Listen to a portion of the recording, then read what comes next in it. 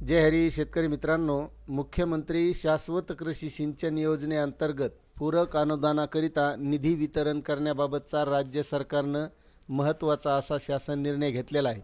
आता या अंतर्गत कोणकोणत्या शेतकऱ्यांना हा निधी वितरित केला जाणार आहे आणि किती निधी वितरित केला जाणार आहे ही आपण सविस्तर माहिती या शासन निर्णयातून समजून घेणार आहोत। तत्पूर्वी तुम्ही जर आपल्या चॅनलवर नवीन असाल तर चॅनलला सबस्क्राईब करा, व्हिडिओला लाईक करा आणि जास्तीत जास्त शेतकऱ्यांना शेअर करा।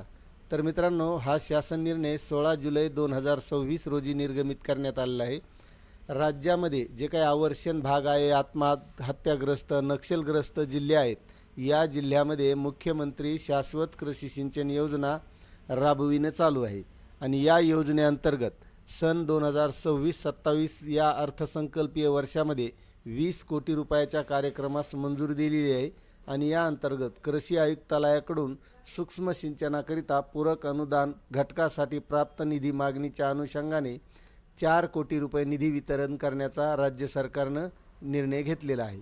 या अंतर्गत सन 2026-27 या वर्षात मुख्यमंत्री शाश्वत कृषी सिंचन योजनेकरिता 4 कोटी रुपये इतका निधी कृषी आयुक्तालय पुणे यांना अर्थसंकल्पीय वितरण प्रणालीवर वितरित करण्यात येणार आहे। या योजनेअंतर्गत लाभार्थ्यांची निवड व अनुदान मंजुरीची कार्यवाही महाडीबीटी प्रणालीद्वारे करावी। लाभार्थ्यांच्या आधार संलग्न बँक खात्यावर अनुदानाची रक्कम सार्वजनिक वित्तीय व्यवस्थापन प्रणालीद्वारे जमा करावी।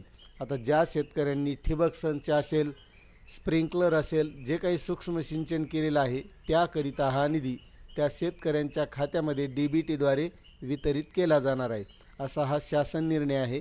आपल्याला शासन निर्णय कसा वाटला आणि आपलं या अगोदरचं अनुदान रखडलेलं आहे का, नक्कीच कमेंट करा। चॅनलवर नवीन असाल तर सबस्क्राईब करा आणि जास्तीत जास्त शेतकऱ्यांना शेअर करा। धन्यवाद।